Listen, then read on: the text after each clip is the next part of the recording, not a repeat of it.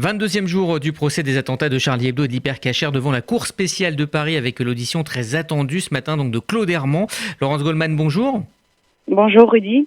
Vous suivez avec Églantine Delalleux pour RCJ ce procès. La Cour examine donc le volet lillois du dossier, celui de l'approvisionnement en armes de Koulibaly. Oui, et l'audience n'a finalement pu commencer qu'à 10h45, soit avec plus d'une heure de retard.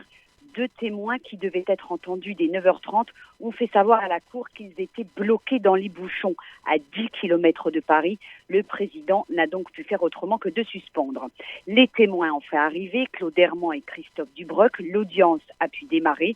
L'audition de ces individus est essentielle pour comprendre de quelle manière Koulibaly s'est procuré en 2014 des fusées d'assaut et plusieurs pistolets, 8 armes au total. Il s'agit de la filière dite Claude Herman.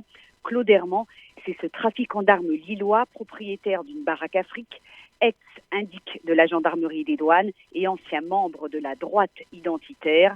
L'homme de 57 ans a été jugé et condamné en février 2019 pour trafic d'armes dans une autre affaire.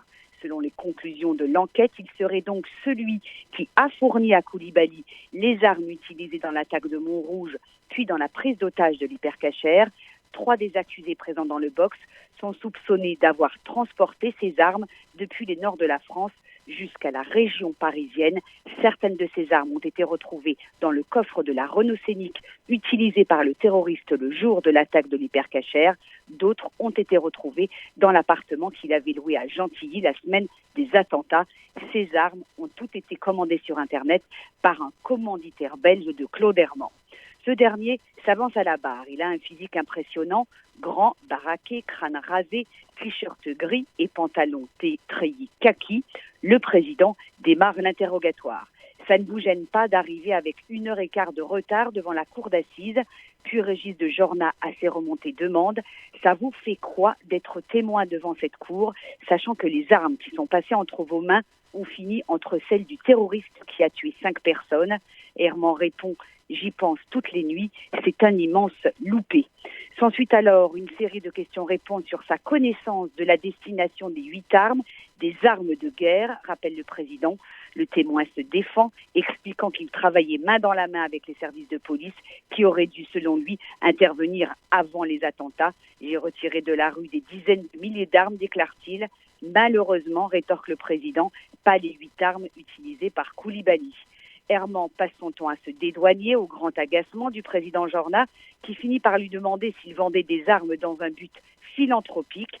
Le trafiquant d'armes rejette l'entière responsabilité de ses ventes à Koulibaly sur un certain Samir Ladjali. Ce dernier aurait dû être entendu par la cour d'assises en qualité de témoin, mais elle a disparu des écrans radars. Vous l'aurez compris, pas facile donc de déterminer le rôle exact qu'a joué Claude Herman dans la vente de ses armes à Koulibaly. Il persiste à dire qu'il n'était au courant de rien, que ses activités étaient totalement légales et qu'il payait même ses impôts. Son audition se poursuit en ce moment devant la cour d'assises spéciale au Palais de justice de Paris. Laurence Goldman pour RCJ.